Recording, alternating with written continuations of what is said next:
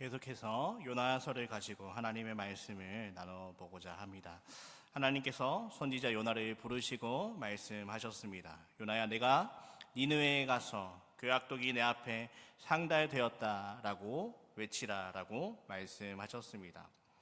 요나가 이사야 선지자와 같이 주님, 제가 여기 있습니다, 나를 보내소서라고 말을 했다면 얼마나 좋았겠습니까? 하나님께 나아갔으면 되었을 터인데 왜 요나는 웬일인지 반대편인 다시스로 가는 배를 타고 하나님으로부터 도망쳤습니다. 이 사람의 직업이 단순히 일반인이 아니라 선지자라는 데에서 우리는 더 큰 충격을 받게 됩니다. 선지자가 하나님 앞에서 자신의 사명을 거부하고 하나님의 말씀을 거부하며 하나님의 얼굴을 피하는 것입니다. 하지만 하나님께서는 요나가 하나님의 얼굴을 피하지 못하도록, 하나님의 얼굴을 마주할 수밖에 없도록 상황을 이끌어 가셨습니다. 요나가 여호와의 얼굴을 피해 배를 타고 다시스로 도망쳤지만 하나님께서는 풍랑을 만나게 하셔서 바다에 던져지게 하시며 물고기 뱃속이라는 아무것도 할 수 없는 상황으로 이끄셨습니다. 물고기 뱃속에 이르러서야 요나는 자신의 모습들을 되돌아보게 되었습니다. 기도하며 하나님과 마주하는 시간들을 가집니다. 물고기 뱃속에서 요나는 진심으로 자신의 이전 모습들, 하나님의 말씀을 거부하였던 그 모든 죄악들을 회개하기 시작합니다.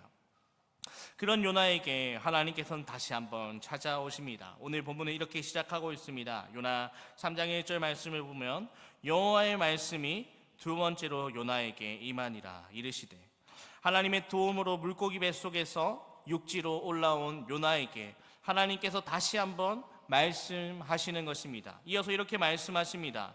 일어나 저 큰 성읍 니느웨로 가서 내가 내게 명한 바를 그들에게 선포하라. 1장에서 제일 처음 요나를 부르셨던 그 상황과 똑같이 하나님께서는 요나를 다시 한번 부르시고 똑같은 명령을 하십니다. 간단하게 그 명령을 줄이면 요나야, 일어나라, 가라, 외치라, 이렇게 말씀하신 겁니다. 이에 대해서 요나가 어떻게 반응하는지에 3절에 이렇게 말하고 있습니다. 요나가 여호와의 말씀대로 일어나서 니느웨로 가니라. 물고기 뱃속에서 자신의 인생에서 바닥을 경험한 요나는 이제 새롭게 변화되었습니다. 이전에는 도망쳤던 선지자였지만 이제는 하나님의 말씀에 순종하고 있습니다. 1장에서 하나님께서 요나에게 명령하셨던 바와 3장에서 하나님께서 요나에게 명령하셨던 바는 완전 같은 명령이었습니다. 하지만 요나의 반응이 바뀐 것을 볼 수 있습니다. 1장 3절에 하나님의 명령에 대한 대답은 이렇게 시작합니다. 그러나 요나가 여호와의 얼굴을 피하려고 그는 하나님의 말씀 앞에서 1장에서는 제일 처음 하나님께서 부르셨을 때 그러나로 반응하였습니다. 그러나 요나는 하나님의 얼굴을 피하려고 그렇게 말을 합니다. 하지만 하나님의 말씀에 그러나로 반응하였던 요나가 자신의 인생에서 물고기 뱃속의 경험을 하면서 변화된 반응을 보입니다. 지난 물고기 뱃속에서의 경험들에 대한 요나의 태도가 3장에서 완전히 바뀌어 있는데, 개역 개정에는 없지만 현대인의 성경이나 영어 성경에는 3절을 이렇게 번역하고 있습니다. 그래서 요나는 여호와의 말씀에 순종하여 니느웨로 갔다라고 말을 하는 것입니다. 2절에 하나님께서 명령하셨기에 이제는 그렇기에 요나가 하나님의 말씀에 순종하여 니느웨로 갔다라고 말을 하는 것입니다. 지난 물고기 뱃속에서의 경험은 요나에게 지금까지 요나가 겪어왔던 하나님의 은혜를 경험하는 아주 중요한 시간이었습니다. 하나님의 은혜를 경험하자 요나는 이제서야 하나님의 말씀 가운데 순종하는 선지자가 되었습니다. 니느웨로 가기로 결단하게 되는 것입니다. 우리가 여기서 생각해 볼 것은 하나님의 은혜는 우리에게 새로운 기회를 주신다라는 것입니다. 1절 말씀을 다시 보면 여호와의 말씀이 두 번째로 요나에게 임하였다라고 말을 하고 있습니다. 요나가 누구였습니까? 요나가 어떤 일을 행하였습니까? 선지자였습니다. 하나님의 말씀을 전파하는 사역을 감당해야 될 선지자였습니다. 하지만 그는 자신의 사명을 거절하였고 하나님의 말씀을 정면으로 거역하였던 선지자 아닙니까? 바다에서 수많은 사람들을 위험에 빠뜨리고 바다에 내동댕이 쳐진 어떻게 보면 비참한 실패자와 같은 모습이 아니었습니까? 그런데 요나에게 하나님께서는 또다시 말씀하십니다. 처음과 똑같은 사명을 다시 한번 요나에게 주시는 것입니다. 그에게 다시 기회를 허락하시는 하나님의 은혜들을 볼 수 있습니다. 하나님이 왜 그렇게 요나를 다시 부르셨습니까? 왜 요나에게 다시 한번 사명을 맡기셨습니까? 하나님의 사명을 감당할 사람이 없어서였습니까? 아니면 요나만이 이 일을 감당할 수 있는 어떤 특별한 자질이 있었기에 요나에게 다시 한번 찾아오신 것입니까? 그렇지 않습니다. 하나님께서 요나에게 다시 말씀하시고 하나님께서 다시 한번 그를 찾아오신 것은 전적으로 하나님의 은혜였습니다. 선지자적인 책임을 버리고 하나님을 거절하였던, 하나님의 얼굴을 피하였던 모습을 요나는 하나님 앞에서 보였지만 하나님께서는 그런 요나의 태도에도 그를 포기치 않으시고 그를 통해서 다시 한번 하나님의 일들을 이루어 나가길 원하셨습니다. 그것이 바로 하나님의 크신 은혜였다라는 것입니다. 사실 하나님께서 요나를 바다에서 건져주신 것만으로도 요나가 받은 은혜가 얼마나 큽니까? 하지만 하나님의 은혜는 거기에 그치지 않았습니다. 선지자로서 어떻게 보면 실패를 경험하였던 요나를 완전히 회복시켜 주고자 하였습니다. 하나님의 은혜는 이처럼 놀랍습니다. 우리 하나님은 결코 넘어진 자를 포기하시는 분이 아니십니다. 정죄하시며 포기하시고 그 사랑을 옮겨가시는 분이 아니십니다. 우리는 날마다 넘어지고 연약하며 실수할 때도 있고 하나님의 얼굴을 피하며 하나님의 말씀을 불순종하며 죄악에 빠져 살아갈 수도 있지만 그런 하나님께서는 그런 우리들을 포기하시는 분이 아니십니다. 하나님의 은혜로 오래 참으시며 하나님의 은혜로 다시 한번 기회를 주시고 우리에게 사명을 주시는 것입니다. 이 세상 사람들은 사람들의 어떠함으로 인해서 어떤 행동을 하느냐에 따라서 그 사람을 사랑하고 그 사람에게 기회를 주기도 하고 빼앗기기도 하지만 우리 하나님은 오래 참으시고 다시 한번 기회를 주시고 포기하지 않으시고 계속해서 사랑하시는 분이십니다. 우리의 어떠함 때문에 우리를 포기하시고 우리를 사랑하지 않겠다라고 결단하시는 분이 아니라는 것입니다. 하나님께서 보여주신 이러한 관용과 은혜들은 성경 곳곳에서 발견할 수 있습니다.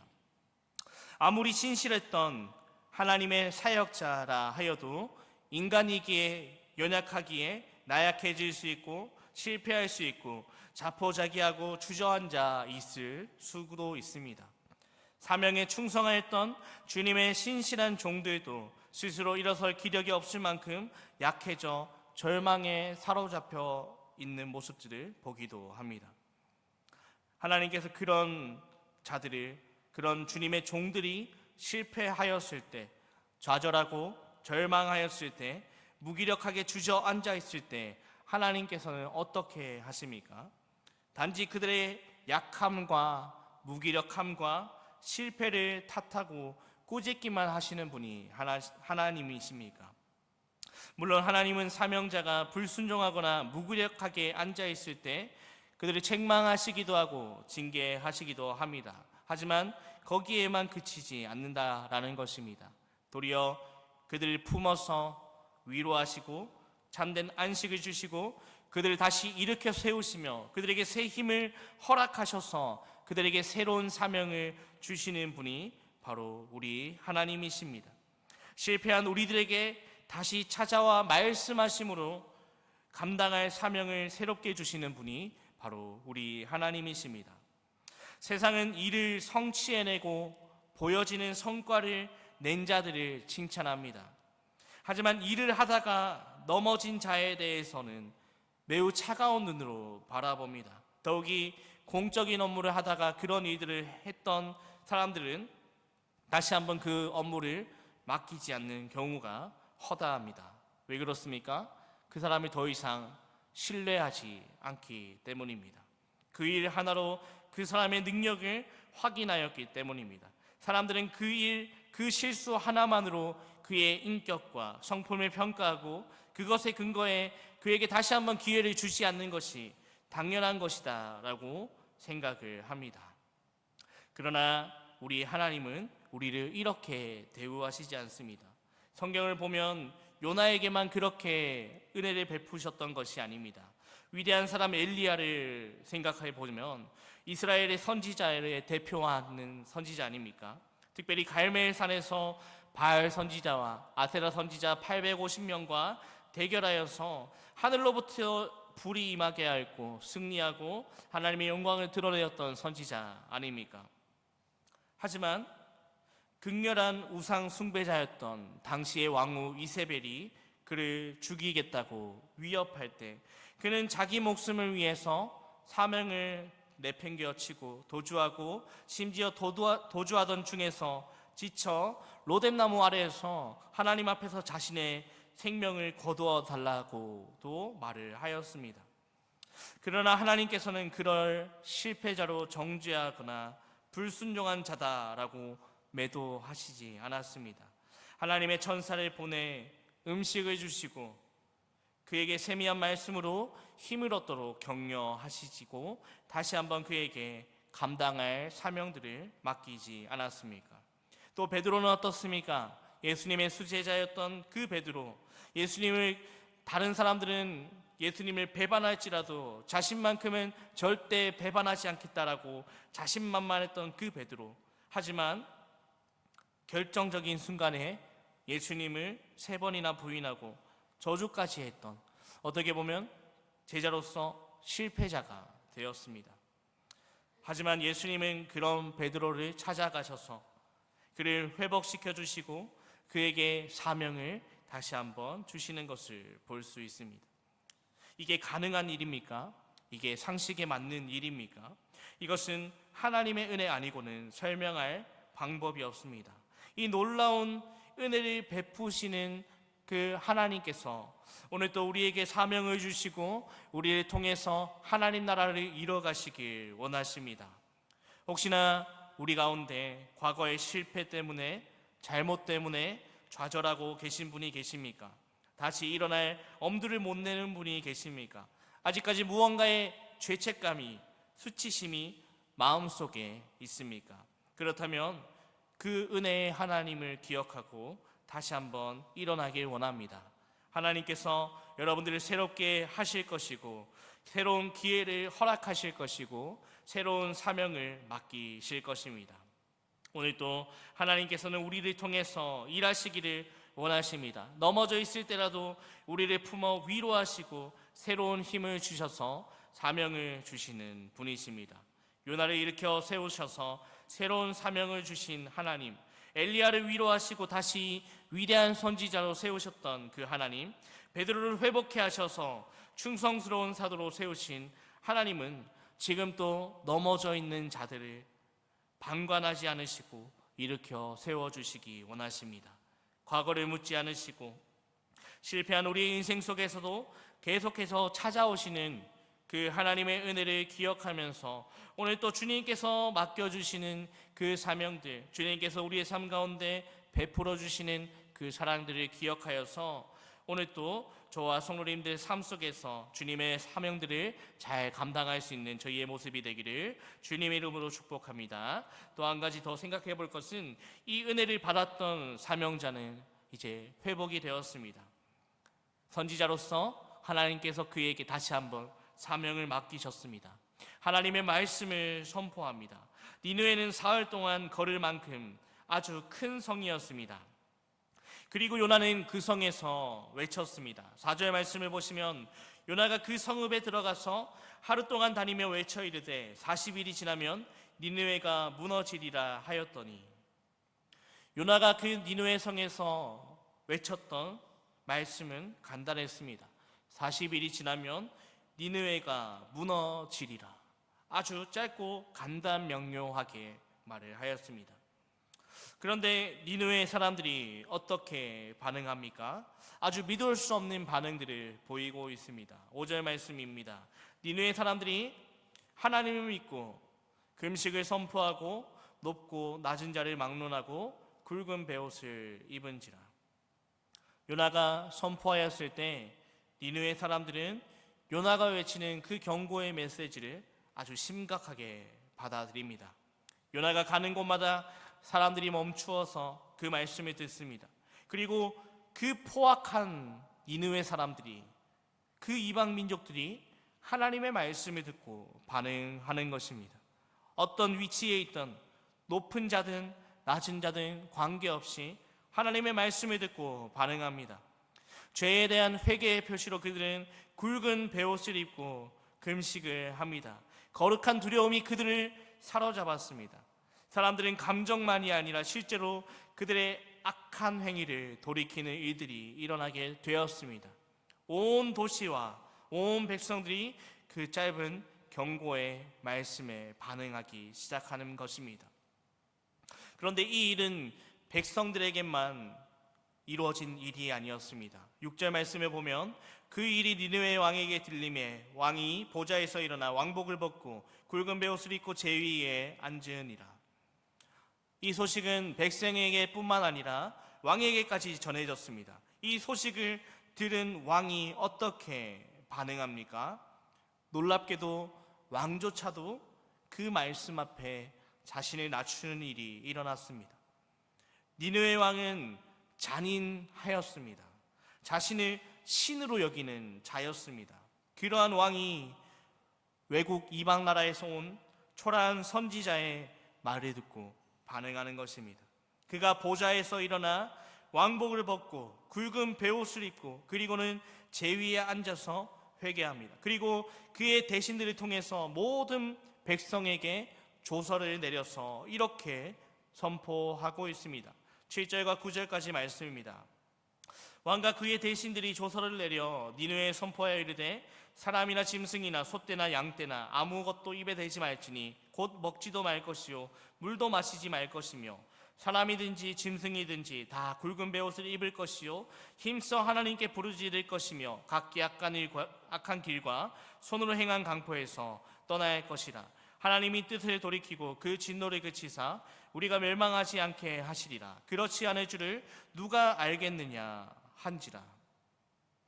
어떠한 나라에 대해서도 어떤 사람에 대해서도 겁내지 않았던 이 잔인했던 이 왕조차 하나님의 말씀 앞에서 무너지는 아주 놀라운 기적 같은 일들이 일어난 것입니다. 그리고는 왕이 조서를 내려서 니느웨의 회개를 선포합니다.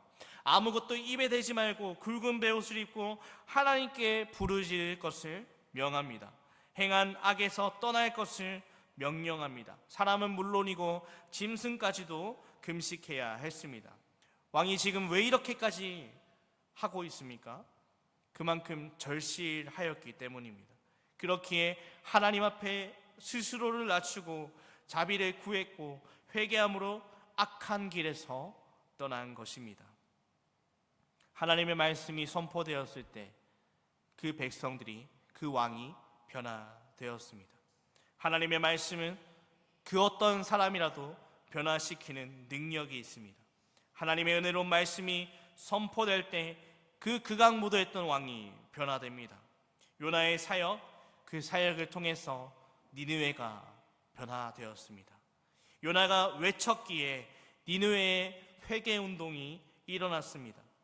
하나님께서 죄악 세상을 향해서 우리에게 외치라 하신 말씀이 무엇입니까? 그것은 심판이 임박하였다. 죄에서 돌이키라. 죄로부터 자유함을 얻기 위해서 회개하고 회개한 자만이 구원을 얻을 수 있다라는 사실입니다. 이 모든 선포는 결국 죄악 세상에 속한 세상 사람들로 구원에 이르게 하기 위한 방편입니다. 이 세상에 우리가 외쳐야 할 메시지입니다. 외치지 않으면 그들은 깨닫지 못합니다. 외치지 않으면 그들은 자신들이 죽음을 향해 달려가고 있다라는 사실을 전혀 알지 못합니다. 왜냐고요? 그들의 삶 속에서 그 어떠한 어려움들이, 그 어떠한 조짐들이 보이지 않기 때문입니다. 그들은 그럭저럭 이 세상 삶을 만족하며 그냥 이렇게 살아도 괜찮구나 하며 살아가는 것입니다. 우리 교회는 하사랑 전도 집중 주간을 보내고 있으며 다음 주는 하사랑 전도 잔치를 진행합니다. 우리가 외치지 않으면, 우리가 들려주지 않으면 그들은 알 수 없습니다. 누군가 치명적인 질병에 걸렸다면 그에게 해줘야 할 말이 무엇입니까? 그저 아무 일이 지금 안 일어났다고 해서 그것을 숨기고 덮어두는 것이 그 환자를 위한 것입니까? 아니면 별것 아니다 라고 위로해 주는 말을 해줘야 합니까? 치명적인 병에 걸린 환자가 있다면 그에게 치명적인 병에 대해서 알려줘야 되고 그 병의 결과에 대해서 알려줘야 합니다. 괜찮다 할 것이 아니라 그 치명적인 병을 지금이라도 반드시 해결해야 한다고 알려줘야 합니다. 우리가 할 사명이 바로 이와 같습니다. 세상 사람들 그 누가 영원한 죽음을 맞이하고 싶겠습니까? 우리는 그들에게 기쁜 소식인 하나님의 복음을 들려주어야 합니다. 그리고 죄의 결과에 대해서, 죄의 비참함에 대해서 알려주어야 합니다. 들을 때에 그들의 마음속에 성령 하나님께서 역사하셔서 하나님의 역사하심이 일어납니다. 그 누가 회개를 선포했을 때 니느웨 왕이 백성들이 회개할 줄 알았겠습니까? 하나님의 역사하심은 선포될 때 일어납니다. 우리는 전할 뿐이지만 하나님께서 우리의 기도를, 우리의 전도를 사용하셔서 열매 맺게 할 줄 믿습니다.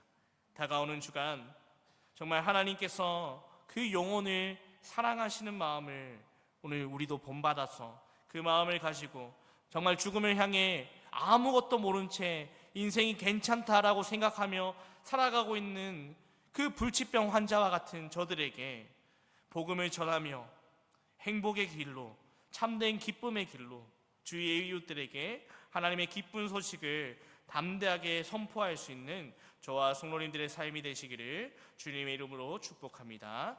기도하겠습니다. 참 좋으신 아버지 하나님, 오늘도 말씀을 통해서 우리의 실패와 우리의 넘어짐과 우리의 연약함에도 불구하고 다시 한번 우리를 사랑하시고 다시 한번 은혜 베푸셔서 우리에게 새로운 사명을 맡겨주시는 그 하나님의 은혜들을 보게 하심을 감사합니다. 혹여나 우리 가운데 주님 앞에서 어떠한 죄 때문에, 어떠한 모습들 때문에 넘어진 자들, 연약해져 있는 자들이 있습니까? 하나님 말씀으로 위로하시고 그럼에도 불구하고 우리의 어떠함과 상관없이 우리를 사랑하시는 그 하나님의 사랑과 그 하나님의 은혜에 기대어서 주님 앞에 다시 한번 일어서게 도와주시옵소서.